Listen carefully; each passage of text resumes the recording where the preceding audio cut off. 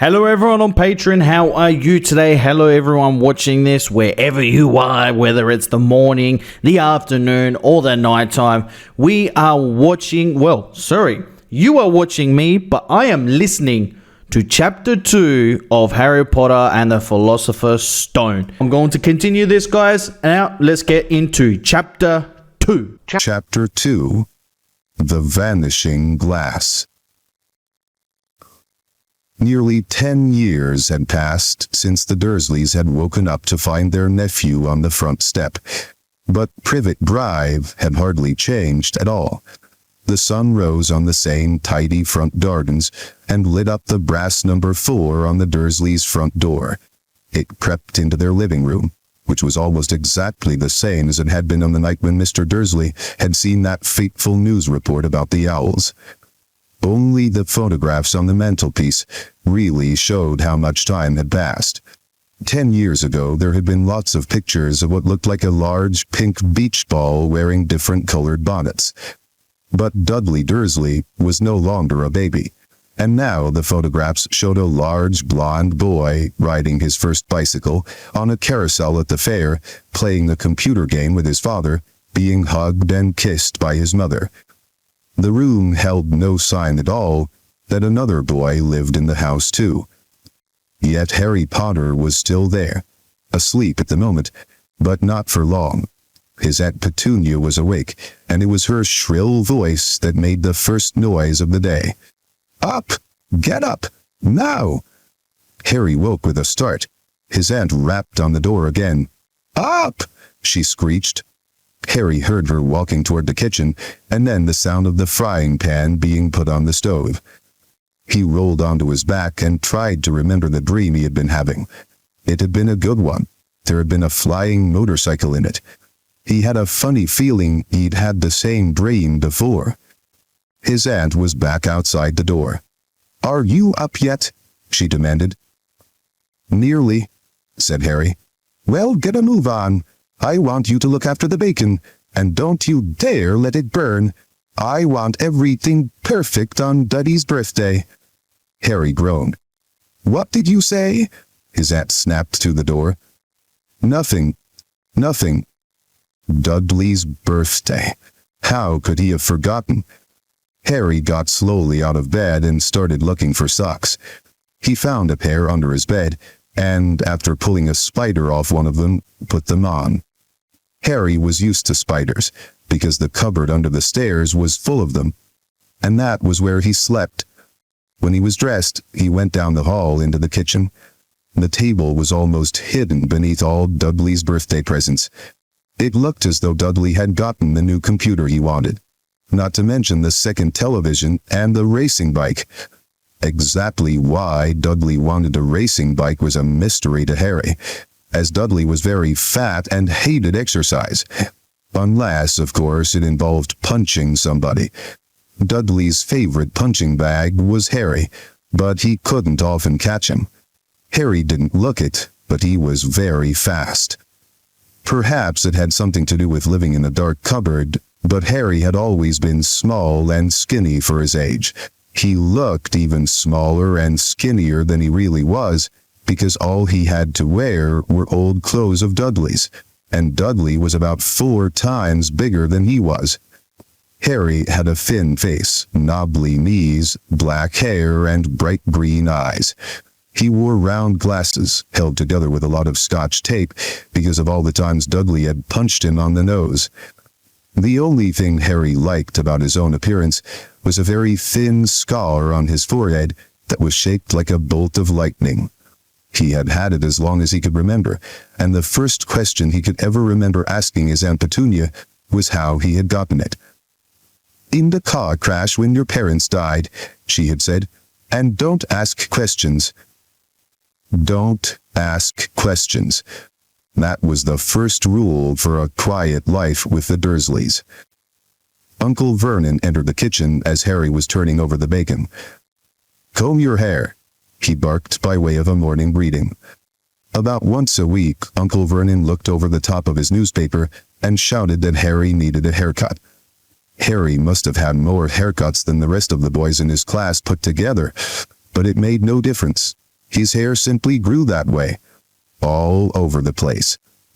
Harry was frying eggs by the time Dudley arrived in the kitchen with his mother. Dudley looked a lot like Uncle Vernon. He had a large, pink face, not much neck, small, watery blue eyes, and thick blonde hair that lay smoothly on his thick, fat head. Aunt Petunia often said that Dudley looked like a baby angel. Harry often said that Dudley looked like a pig in a wig. Harry put the plates of egg and bacon on the table, which was difficult as there wasn't much room. Dudley, meanwhile, was counting his presents. His face fell. 36, he said, looking up at his mother and father. That's 2 less than last year. Darling, you haven't counted Auntie Marge's present. See, it's here, under this big one from Mommy and Daddy. All right, 37 then, said Dudley, going red in the face. Harry, who could see a huge Dudley tantrum coming on, began wolfing down his bacon as fast as possible, in case Dudley turned the table over. Aunt Petunia obviously scented danger too, because she said quickly, "And we'll buy you another 2 presents while we're out today. How's that, Popkin? 2 more presents. Is that all right?" Dudley thought for a moment. It looked like hard work. Finally, he said slowly, "So I'll have 39 sweetums," said Aunt Petunia. "Oh." Dudley sat down heavily and grabbed the nearest parcel. "All right then." Uncle Vernon chuckled. "Little Tyke wants his money's worth, just like his father. Attaboy, Dudley." He ruffled Dudley's hair. At that moment, the telephone rang, and Aunt Petunia went to answer it, while Harry and Uncle Vernon watched Dudley unwrap the racing bike, a video camera, a remote-control airplane, 16 new computer games, and a VCR. He was ripping the paper off a gold wristwatch when Aunt Petunia came back from the telephone, looking both angry and worried. "Bad news, Vernon," she said. "Mrs. Figg's broken her leg. She can't take him." She jerked her head in Harry's direction. Dudley's mouth fell open in horror, but Harry's heart gave a leap. Every year on Dudley's birthday, his parents took him and a friend out for the day, to adventure parks, hamburger restaurants, or the movies. Every year, Harry was left behind with Mrs. Figg, a mad old lady who lived 2 streets away. Harry hated it there. The whole house smelled of cabbage, and Mrs. Figg made him look at photographs of all the cats she'd ever owned. "Now what?" said Aunt Petunia, looking furiously at Harry as though he'd planned this. Harry knew he ought to feel sorry that Mrs. Figg had broken her leg, but it wasn't easy when he reminded himself it would be a whole year before he had to look at Tibbles, Snowy, Mr. Paws, and Tufty again. "We could phone Marge," Uncle Vernon suggested. "Don't be silly, Vernon. She hates the boy." The Dursleys often spoke about Harry like this, as though he wasn't there. Or rather, as though he was something very nasty that couldn't understand them. Like a slut. "What about what's-her-name? Your friend, Yvonne?" "On vacation in Majorca," snapped Aunt Petunia. "You could just leave me here," Harry put in hopefully. He'd be able to watch what he wanted on television for a change, and maybe even have a go on Dudley's computer. Aunt Petunia looked as though she'd just swallowed a lemon. "And come back and find the house in ruins?" she snarled. "I won't blow up the house," said Harry, but they weren't listening. "I suppose we could take him to the zoo," said Aunt Petunia slowly, "and leave him in the car." "That car's new. He's not sitting in it alone." Dudley began to cry loudly. In fact, he wasn't really crying. It had been years since he'd really cried. But he knew that if he screwed up his face and wailed, his mother would give him anything he wanted. "Dinky Duddy Dums, don't cry. Mummy won't let him spoil your special day," she cried, flinging her arms around him. "I don't want him to come," Dudley yelled between huge pretend sobs. He always spoils everything. He shot Harry a nasty grin through the gap in his mother's arms. Just then, the doorbell rang.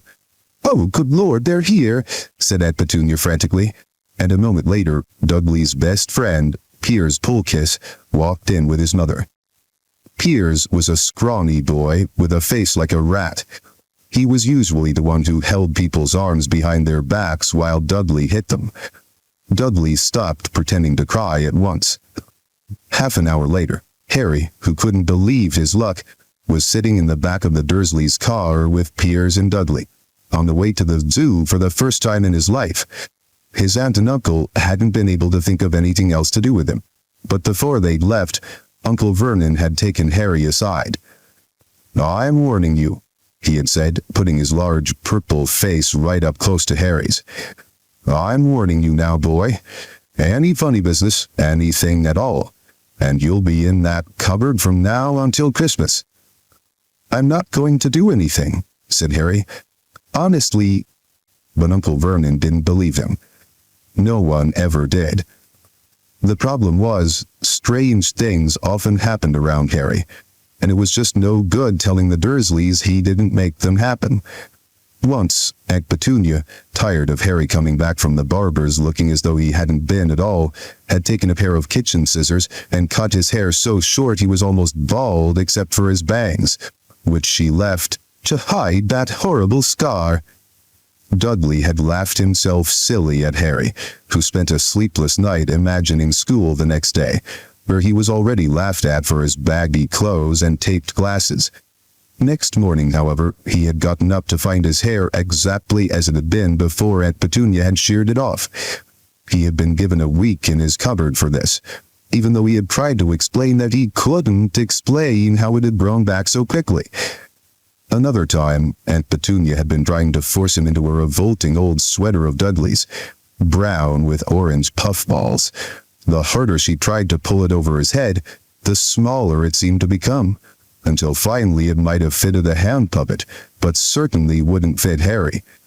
Aunt Petunia had decided it must have shrunk in the wash, and, to his great relief, Harry wasn't punished. On the other hand, he'd gotten into terrible trouble for being found on the roof of the school kitchens.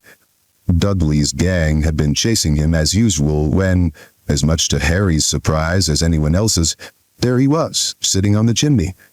The Dursleys had received a very angry letter from Harry's headmistress, telling them Harry had been climbing school buildings. But all he'd tried to do, as he shouted at Uncle Vernon through the locked door of his cupboard, was jump behind the big trash cans outside the kitchen doors. Harry supposed that the wind must have caught him in mid-jump.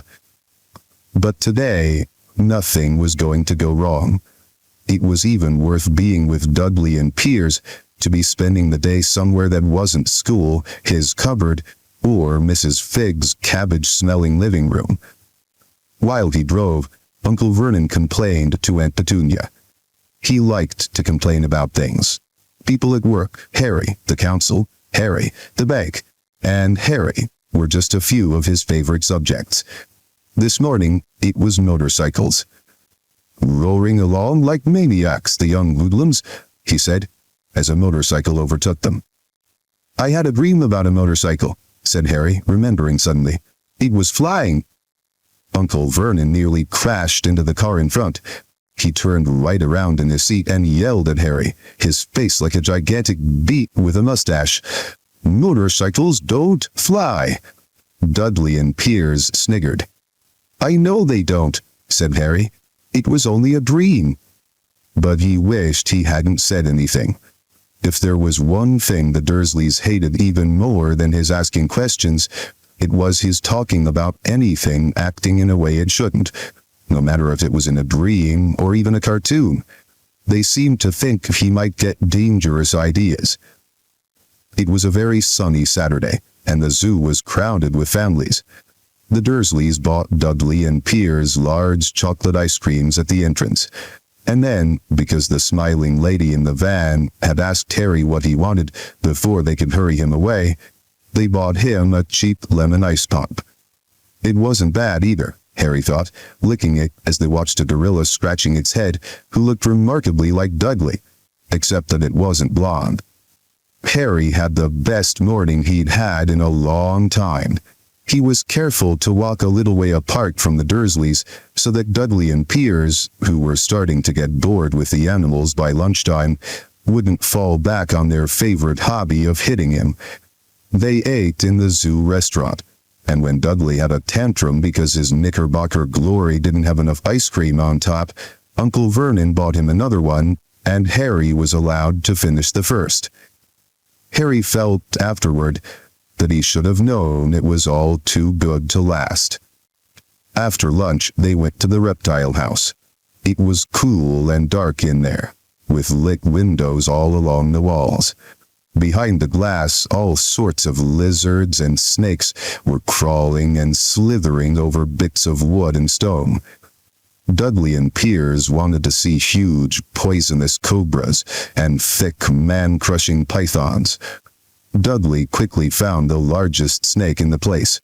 It could have wrapped its body twice around Uncle Vernon's car and crushed it into a trash can, but at the moment it didn't look in the mood. In fact, it was fast asleep. Dudley stood with his nose pressed against the glass, staring at the glistening brown coils. "Make it move," he whined at his father. Uncle Vernon tapped on the glass, but the snake didn't budge. "Do it again," Dudley ordered. Uncle Vernon rapped on the glass smartly with his knuckles, but the snake just snoozed on. "This is boring," Dudley moaned. He shuffled away. Harry moved in front of the tank and looked intently at the snake.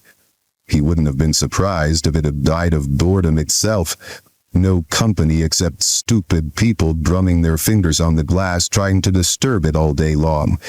It was worse than having a cupboard as a bedroom, where the only visitor was Aunt Petunia hammering on the door to wake you up. At least he got to visit the rest of the house. The snake suddenly opened its beady eyes. Slowly, very slowly, it raised its head until its eyes were on a level with Harry's.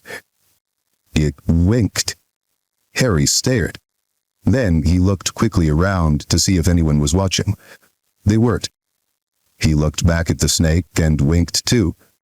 The snake jerked its head toward Uncle Vernon and Dudley, then raised its eyes to the ceiling. It gave Harry a look that said, quite plainly, "I get that all the time." "I know," Harry murmured to the glass, though he wasn't sure the snake could hear him. "It must be really annoying." The snake nodded vigorously. "Where do you come from anyway?" Harry asked. The snake jabbed its tail at a little sign next to the glass. Harry peered at it. "Boa constrictor. Brazil." "Was it nice there?" The boa constrictor jabbed its tail at the sign again, and Harry read on. "This specimen was bred in the zoo." "Oh, I see. So you've never been to Brazil?" As the snake shook its head, a deafening shout behind Harry made both of them jump. "Dudley, Mr. Dursley, come and look at this snake. You will believe what it's doing." Dudley came waddling toward them as fast as he could. "Out of the way, you," he said, punching Harry in the ribs. Caught by surprise, Harry fell hard on the concrete floor. What came next happened so fast no one saw how it happened. 1 second, Piers and Dudley were leaning right up close to the glass. The next, they had leapt back with howls of horror. Harry sat up and gasped. The glass front of the boa constrictor's tank had vanished. The great snake was uncoiling itself rapidly, slithering out onto the floor. People throughout the reptile house screamed and started running for the exits. As the snake slid swiftly past him, Harry could have sworn a low, hissing voice said, "Brazil, here I come. Thanks, amigo." The keeper of the reptile house was in shock. "But the glass," he kept saying. "Where did the glass go?" The zoo director himself made Aunt Petunia a cup of strong, sweet tea while he apologized over and over again. Piers and Dudley could only gibber. As far as Harry had seen, the snake hadn't done anything except snap playfully at their heels as it passed. But by the time they were all back in Uncle Vernon's car, Dudley was telling them how it had nearly bitten off his leg, while Piers was swearing it had tried to squeeze him to death. But worst of all, for Harry at least, was Piers calming down enough to say, "Harry was talking to it, weren't you, Harry?" Uncle Vernon waited until Piers was safely out of the house before starting on Harry. He was so angry he could hardly speak. He managed to say, "Go, cupboard, stay, no meals," before he collapsed into a chair, and Aunt Petunia had to run and get him a large brandy. Harry lay in his dark cupboard much later, wishing he had a watch. He didn't know what time it was, and he couldn't be sure the Dursleys were asleep yet. Until they were, he couldn't risk sneaking to the kitchen for some food. He'd lived with the Dursleys almost 10 years. 10 miserable years, as long as he could remember, ever since he'd been a baby and his parents had died in that car crash. He couldn't remember being in the car when his parents had died. Sometimes, when he strained his memory during long hours in his cupboard, he came up with a strange vision, a blinding flash of green light and a burning pain on his forehead. This, he supposed, was the crash, though he couldn't imagine where all the green light came from. He couldn't remember his parents at all. His aunt and uncle never spoke about them, and of course, he was forbidden to ask questions. There were no photographs of them in the house. When he had been younger, Harry had dreamed and dreamed of some unknown relation coming to take him away. But it had never happened. The Dursleys were his only family. Yet sometimes he thought, or maybe hoped, that strangers in the street seemed to know him.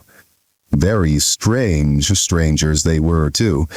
A tiny man in a violet top hat had bowed to him once while out shopping with Aunt Petunia and Dudley.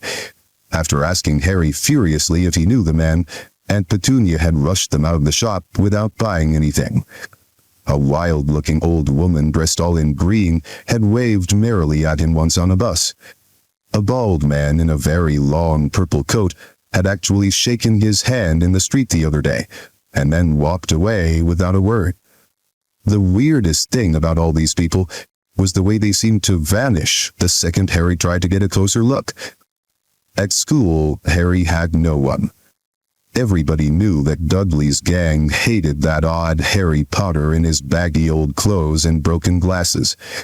And nobody liked to disagree with Dudley's gang. Well, there you go, guys. That's chapter 2, done and dusted. Okay, so literally, the vanishing glass, okay, so this is really good. This is really good. This is what I wanted to experience in the book.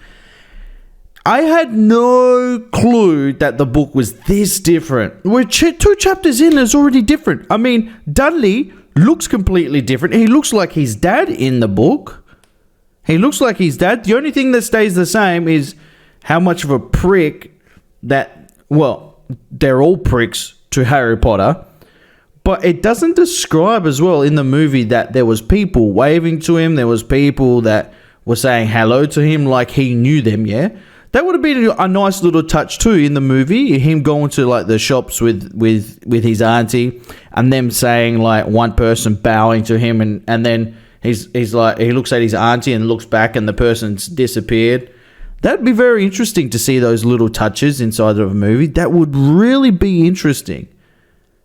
There's so much, man. There is so much. There are so many things that I wish were in this movie, were in the movie already from the first 2 chapters of Harry Potter, the book, Philosopher's Stone.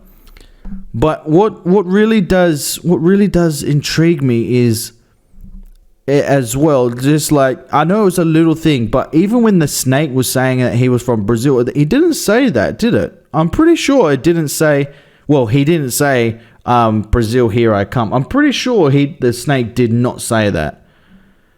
But as we know, that was a brilliant thing too, because big boy big boy Dudley got his just desserts. He got trapped inside of that glass, and literally the snake didn't even harm him, and he literally said, "Oh, the snake tried to bite my leg off." The snake literally just slithered by you.